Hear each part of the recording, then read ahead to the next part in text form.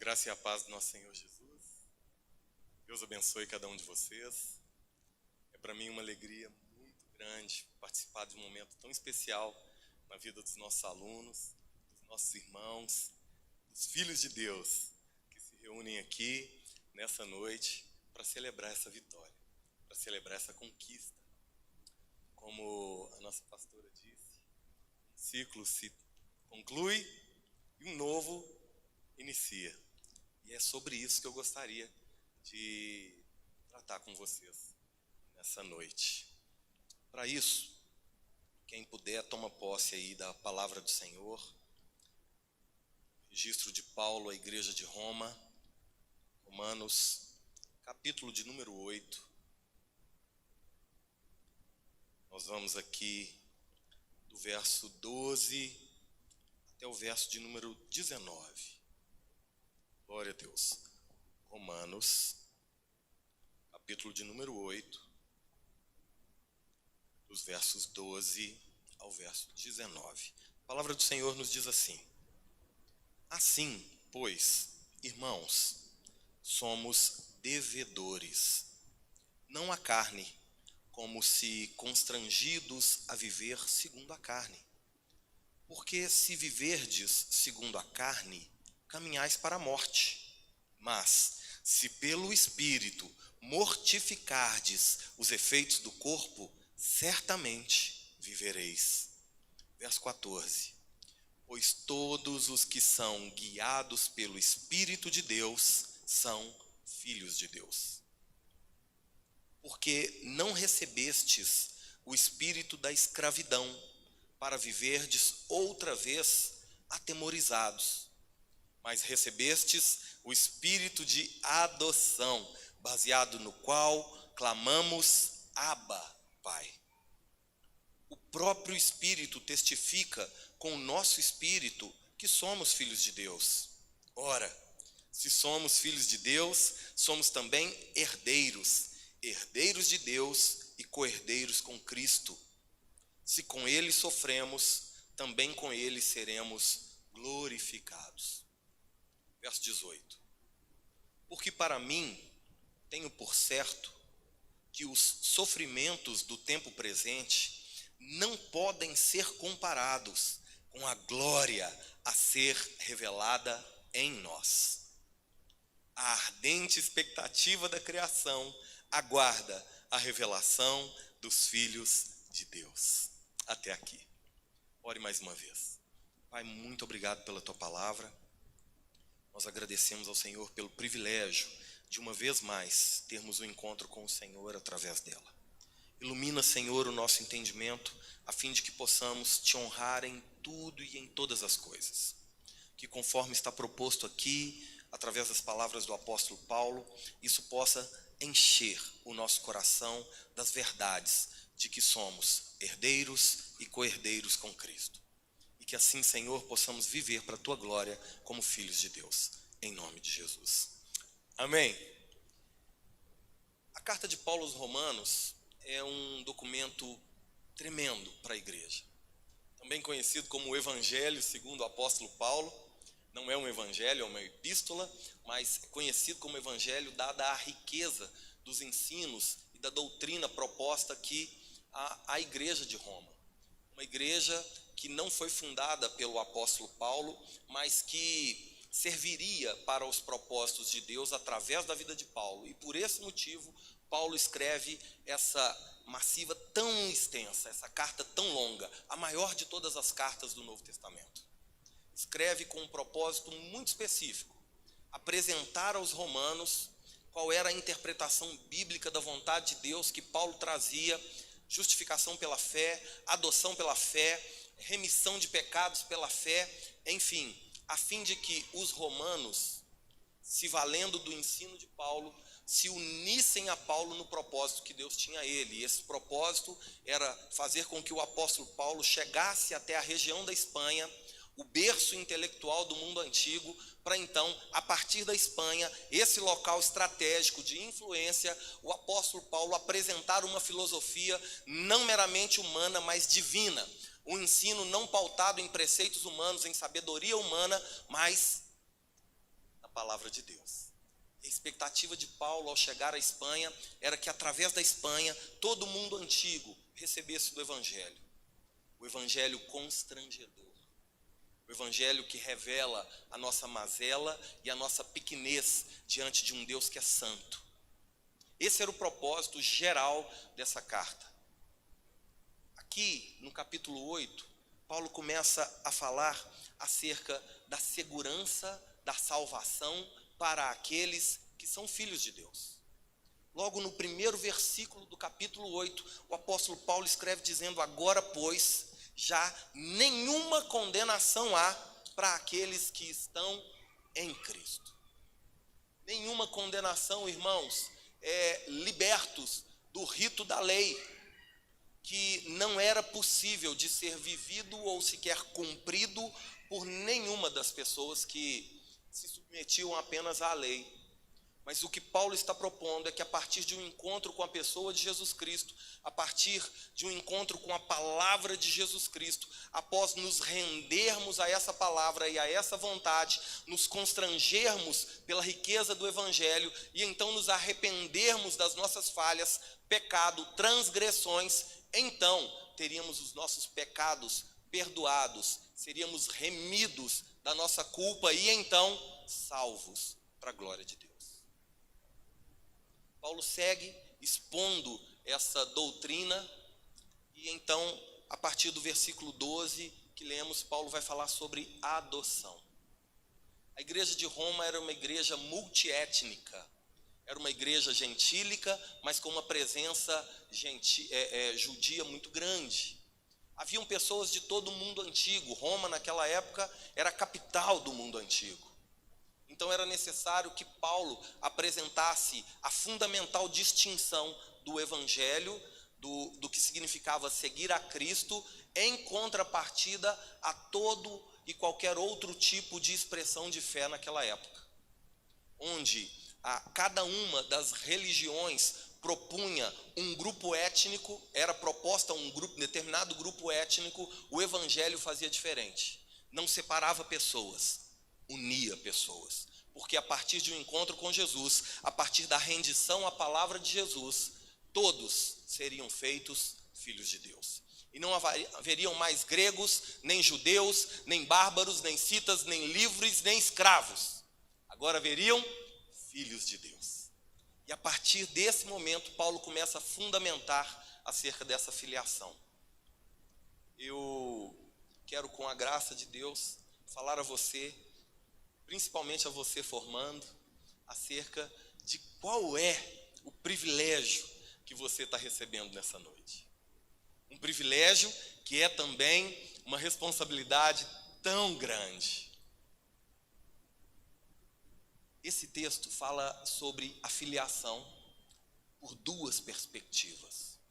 A perspectiva que o mundo tem nos filhos de Deus e a perspectiva de Deus para com os seus filhos. São duas maneiras diferentes de ver a mesma pessoa. E logo no verso 14, Paulo escreve dizendo: pois todos que são guiados pelo Espírito de Deus são filhos de Deus. Essa é a abrangência do Evangelho. É algo abrangente, porém condicionado a uma situação. Para que de fato sejamos filhos de Deus, e a palavra filhos, revelada aqui, proposta aqui no versículo 14, é a palavra huios, que significa filho maduro, filho crescido, filho que sabe a vontade do Pai. Esta é a perspectiva do mundo. Ou seja, o mundo saberá que somos filhos de Deus e que somos amadurecidos na palavra de Deus através da nossa obediência ao Espírito Santo. A partir do momento que nos submetemos à vontade de Deus através do Espírito de Deus e somos guiados, somos orientados, somos dirigidos, somos governados pelo Espírito Santo, então o mundo nos percebe como filhos. Essa é a perspectiva do mundo, é a perspectiva que as pessoas podem ter acerca de vocês. é o que, na verdade, o mundo espera de cada um de vocês. Na verdade, é o que o mundo espera de cada um que se diz filho de Deus. Aquele que é filho de Deus, guarda as palavras de Deus, tem no seu coração a alegria por servir a Deus, e isso faz com que o mundo saiba que vocês são de Deus. Essa é a primeira perspectiva. Agora, algo que diz respeito principalmente a vocês formandos. Como ser guiado pelo Espírito Santo de Deus, sem o fundamento orientativo que o Espírito Santo traz? Porque é uma incoerência qualquer de nós se dizer cheio do Espírito Santo, estando ainda vazio de Bíblia. Porque a atuação do Espírito Santo está intimamente ligada à palavra de Deus. E vocês passaram 2 anos submersos na palavra. Passaram 2 anos dedicados à palavra. Passaram 2 anos bebendo de águas mais profundas da palavra. Como atribuições do Espírito Santo a nós, e todas elas ligadas à palavra de Deus, está nos fazer lembrar de tudo aquilo que o Senhor Jesus já nos disse, e está registrado aqui, na palavra. Está também dar testemunho acerca do próprio Cristo, é a atribuição do Espírito Santo. E o testemunho acerca de Cristo está aqui no relato dos evangelhos, está aqui não só no Novo Testamento, como no Velho Testamento. Tudo, absolutamente tudo nas Santas Escrituras apontam para Jesus Cristo. E em terceiro lugar, como atribuição do Espírito Santo, registrado no Evangelho de João, no capítulo 16. O Espírito Santo é aquele que convence o mundo do pecado, da justiça e do juízo. Sendo assim, o mundo saberá que somos filhos de Deus, mas que mais do que filhos, somos filhos maduros de Deus, quando ver que somos guiados pelo Espírito Santo, e ao sermos guiados pelo Espírito Santo, não há em nós nenhuma contradição entre o que falamos e entre o que fazemos e o que está registrado na palavra de Deus. Isso é um privilégio, mas é também uma responsabilidade muito grande. O apóstolo Paulo, aqui apresenta a perspectiva do mundo acerca dos filhos de Deus. E então no versículo 15, ele vai tratar de uma forma mais detalhada acerca dessa adoção. Ele já disse que todos que são guiados pelo Espírito Santo são filhos de Deus.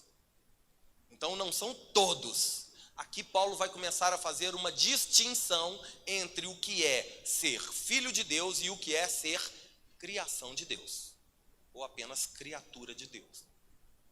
E no verso 15 ele diz assim: porque não recebestes espírito de escravidão, para viverdes outra vez atemorizados, mas recebestes o espírito de adoção, baseadas na qual clamamos Abba, Pai. Irmãos, a palavra adoção, ou seja, o fato de termos sido recebidos como filho, é isso que adoção significa. Não éramos, mas fomos feitos, fomos recebidos como filho a partir do novo nascimento. E nesse novo nascimento houve a regeneração e fez com que tivéssemos uma nova mente, um novo coração, uma nova vida a ser vivida. Agora, para ser vivida não mais em função de nós mesmos ou para nós mesmos, mas para Deus e para a sua glória. A partir desse momento, essa palavrinha, adoção, ela começa a gerar em nós uma nova perspectiva de relação com Deus. A palavra adoção, uiotésia, do grego, significa aquele que passa a esperar a volta de Cristo. Só que esse esperar aqui não é uma atuação passiva da nossa parte. Não esperamos Cristo como aquele que se senta e se acomoda e aguarda o cumprimento da promessa. Esse esperar é do verbo esperançar. Significa que agimos em prol da volta de Cristo. Porque cremos, trabalhamos a favor da obra, a favor do reino, a favor do governo de Deus nessa terra. Como filhos maduros de Deus, agimos em favor de Deus. Agimos em favor do reino de Deus. Não nos conformamos com esse mundo caído, não nos conformamos com a desconstrução da família, não nos conformamos com a destruição dos absolutos de Deus. Pelo contrário, nos posicionamos contrário a isso e agimos de forma contrária a isso, não criticando, mas testemunhando que existe diferença, que é possível não mentir, é possível não roubar, é possível não adulterar, é possível viver diferente. Não é necessário ser Deus, é necessário ser obediente a Deus. Isso nos lembra das palavras do salmista, lá registrado no capítulo 119, verso 11, que diz assim: escondi, guardei no meu coração a tua palavra, ó Senhor, para não pecar contra ti. É disso que Paulo fala, quando fala de adoção, quando fala da iotécia, daqueles que esperam, ou seja, daqueles que confiam na volta de Cristo. Nós cremos. E a nossa fé, a fé bíblica, ela não é uma fé de apenas acreditar, ela é uma fé de confiar. E aqui, como filhos de Deus, como uios de Deus, nós confiamos em cada uma das palavras que o Senhor nos deixou. Inclusive, já uma distinção entre filhos pequenos e entre filhos maduros está aqui. O filho pequeno, ele precisa ver para crer. O filho maduro, porque crê, ele vê.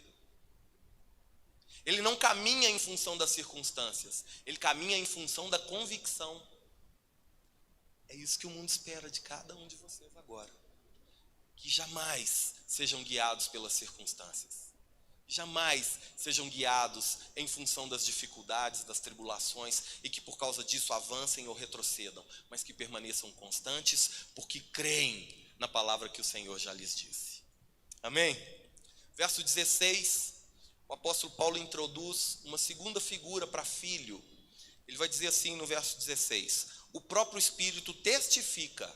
Agora Paulo está falando não da perspectiva do mundo, mas a partir da perspectiva de Deus. Como é que Deus vê os seus filhos? Como é que Deus se relaciona com seus filhos? Não mais o mundo, mas agora o próprio pai para com o filho. Verso 16: o próprio Espírito testifica com o nosso espírito que somos filhos de Deus. Essa palavrinha filho aqui, diferente da palavrinha do versículo 14, a palavra uios, aqui no verso 16 é a palavra tekinon, que significa filhinhos, filhos pequenos. E aqui na verdade, não é um termo pejorativo para filho, e como apenas imaturo. Toda criança é, por essência, imatura. Não é algo pejorativo, é um estado, é um momento. O que não se pode aceitar é que o filho permaneça para sempre imaturo. 10, 12, 15, 20, 30 anos de caminhada cristã, ainda lutando contra as mesmas dificuldades de quando era criança na fé. Isso não se pode mais. Por isso aqui fala da perspectiva de Deus, de como Deus se relaciona com os seus tekinon, com os seus filhos, como aqueles que acabaram de ser adotados e receberam Deus como pai. Filhinhos, filhos pequenos, é uma figura da relação entre o papai e o filhinho. É uma forma carinhosa de relacionamento. Essa é a perspectiva de Deus. Esse tekinon, naturalmente, é aquele que precisa de instrução. É aquele que precisa de orientação. E talvez, também por isso, há 2 anos atrás, vocês se dispuseram à orientação do pai, se dispuseram à exortação do pai, se dispuseram ao cuidado do pai, e ao longo desses 2 anos, estiveram no colo do pai. Só que como todo filho que cresce e já não cabe mais no colo do pai, esse passa a viver o privilégio de caminhar ao lado do pai. E por haver confiança do pai para com o filho e também do filho para com o pai, não precisa mais ficar de mão dada. Já tem os seus joelhos fortalecidos e pode caminhar. sem que fique vendo qualquer manifestação exterior do agir de Deus. Quem precisa de movimento é tekinon. O huios, ele sabe em seu coração que independente de ver ou de sentir qualquer coisa, Deus está ali. Isso é o que o mundo espera de vocês. No verso 17, ainda falando sobre o tekinon, Paulo diz assim: ora, se somos filhos, tekinon, somos também herdeiros de Deus e co-herdeiros com Cristo. Deixa eu te dizer algo aqui antes de continuar o verso. Isso aqui é só para você entender que não é uma meritocracia. É só para entender que não é em função das suas obras. Aqui, Paulo está falando aos romanos que mesmo como filho pequeno, que mesmo como filho imaturo, que mesmo como filho que ainda não tem nada a oferecer ao pai, pelo simples fato de ser filho, já recebe por herança a glória proposta, já é co-herdeiro com Cristo. Não é em função do que nós fazemos, é em função do que Deus já fez por nós. E isso é maravilhoso, irmão, porque tira dos nossos ombros o peso da religiosidade, tira dos nossos ombros o peso de termos que por nós mesmos nos justificar, o peso de termos que por nós mesmos nos santificar, o peso de termos que por nós mesmos fazermos algo para receber a salvação. Não depende de nós, depende do sacrifício do Senhor naquela cruz, um sacrifício vicário, substitutivo, que pagou com preço de sangue a nossa redenção. Tem tudo a ver com Ele. É por causa dele que estamos aqui. É por causa dele que há 2 anos atrás você se matriculou. É por causa dele que nessa noite nós celebramos essa vitória. É para a glória dele. Amém? No verso 17 ainda, Paulo segue dizendo assim: herdeiros e co-herdeiros com Cristo, se com ele sofremos, também com ele seremos glorificados.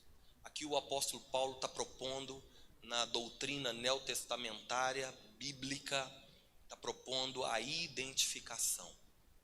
Nos unirmos a Cristo na semelhança da sua morte, para também nos unirmos a Ele na semelhança da sua ressurreição. Para participarmos da glória eterna e para testemunharmos que somos filhos de Deus, é necessário que haja identificação entre nós e os sofrimentos de Cristo. Para vocês que são formandos em teologia, a palavra sofrimento, sumplasho, do grego, ela significa sofrer ou sentir dor. Ela significa sofrer males, passar por problemas, ser perseguido da mesma forma como Cristo foi. Isso é o que está proposto aos discípulos de Jesus. Cada um deles passou por terríveis provações, mas testemunharam da sua convicção de filhos, entendendo que a mais sublime de todas as vidas a serem vividas é a vida eterna ao lado do Senhor. E por mais que padeçamos por sofrimento, por perseguições, por injúrias, por calúnias ou por qualquer outro tipo de dificuldade, aquilo que está proposto e que foi conquistado por Cristo Jesus é mais sublime e é o que de fato deve nos fazer seguir adiante. Não caminhamos pelo que vemos, caminhamos pelo que cremos. Uma outra distinção entre o tekinon e o huios se apresenta aqui. Nas tribulações, o filho pequeno cai, se atemoriza. Nas tribulações, aquele que não está firmado na sua identidade de filho e tem convicção da sua maturidade de filho e do poder do seu pai, ele teme, ele treme, ele para. Não sei se cabe essa ilustração, mas eu me lembro quando eu era criança, não vou falar quando eu era pequeno não, porque é redundante. Quando eu era criança, minha mãe me pediu para que fosse ao mercado comprar um pacote de arroz. Naquela época dava para comprar um pacote de arroz. E eu me lembro que eu fui debaixo da palavra da minha mãe. Eu estou usando mãe aqui como exemplo de autoridade. A figura do pai. a figura do Senhor em nós. Então eu fui debaixo de uma palavra de alguém que era autoridade sobre a minha vida. Só que eu era pequeno ainda, criança, imaturo. E fui. E no caminho entre a minha casa e o mercado tinha um cachorro. Tinha um cachorro no meio do caminho tinha um cachorro. E eu me lembro que aquele cachorro olhou para mim, parece que não gostou de mim, ele me mostrou os dentes. E eu, sem coragem de retribuir aquela ofensa, voltei para casa, por medo do cachorro. Não cumpri a direção que aquela que era autoridade sobre a minha vida havia me dado. Porque ainda era filho pequeno. Talvez nos dias de hoje, já um pouco mais amadurecido, eu teria condição de distrair aquele cachorro, fingir que ia pegar uma pedra, dar a volta, passar por outro caminho, lutar contra ele, fazer alguma coisa, mas cumprir fielmente aquele pedido, aquela direção, aquele propósito. O tequinon para frente às tribulações, o huios não. O huios permanece, prevalece e avança. Amém? Então, unir a Cristo na identificação dos sofrimentos de Cristo, passar por dor, por males, por perseguição. Em outras palavras, o que se espera de um filho maduro é não somente estar disposto a viver por Cristo, mas também a morrer por Cristo. Isso é o que está sendo proposto a cada um de vocês nessa noite. Mais do que um pedaço de papel, uma certificação, o que vocês recebem é a oportunidade de testemunhar acerca da sua identidade em Cristo. Filhos e filhos maduros, que não temem as provações, as perseguições e as dificuldades desse mundo mau. Assim, identificados, assim alinhados na nossa identidade de filhos, o apóstolo Paulo vai trazer aqui no verso 18 uma nova seção na sua exposição aos Romanos, e ele vai dizer o seguinte: porque para mim, Romanos capítulo 8, verso 18, porque para mim tenho por certo que os sofrimentos do tempo presente não podem ser comparados com a glória a ser revelada em nós. O verso 17 já explica tudo. Porque confiamos no Pai que nos envia, que nos chama, que nos capacita, que nos reveste com o seu Espírito, que confirma em nós o seu propósito. Não são as tribulações do tempo presente, não são as dificuldades dessa vida que vivemos que vão nos impedir de continuar crendo e caminhando e agindo em favor da glória que há de ser proposta, não a nós, mas em nós. E essa é a grande diferença entre o tequinon e o huios. O huios, o tequinon talvez caminha em direção à glória proposta a ele. O que eu vou ganhar? O que eu vou receber por ser obediente? Se eu ler a Bíblia todinha, o Senhor vai falar comigo? Isso é alguém que espera uma recompensa. O huios não. É a glória que há de ser revelada em nós, porque ao perseverarmos em meio às tribulações, às dificuldades, o que nós revelamos com isso é que o nosso nível de confiança em Deus é tamanho, que já vivemos a glória de Deus. Não precisamos aguardar algo extraordinário acontecer. O que melhor poderia acontecer, já aconteceu a partir do sacrifício do nosso Senhor naquela cruz. E aquilo é a maior prova de amor que existe por nós. E não precisamos mais submeter a Deus o nosso amor ou o amor de Deus a nós. Precisamos simplesmente tomar posse e viver como aqueles que já foram glorificados em Cristo Jesus. Amém?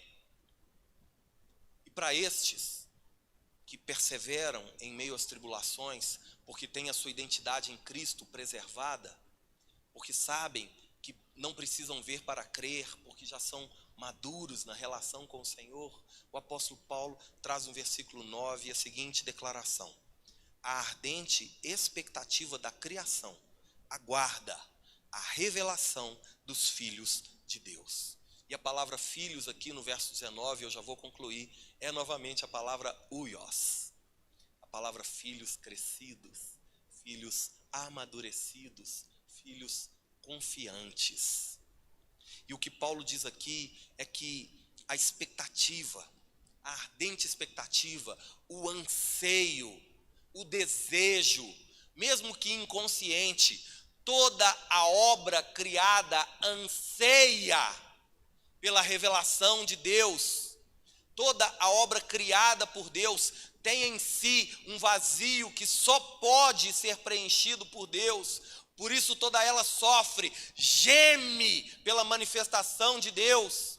E o que Paulo está dizendo aqui no verso 19 é que essa ardente expectativa da criação aguarda a revelação dos filhos de Deus. A palavra criação aqui, a palavra kitsis, que fala de toda a obra criada, animada ou inanimada, significa aqueles que são desprovidos da verdade. Se você se lembrar do Evangelho de João, lá no capítulo 14, no versículo 6, você vai se lembrar que o próprio Senhor Jesus se apresenta como a verdade, a aletheia.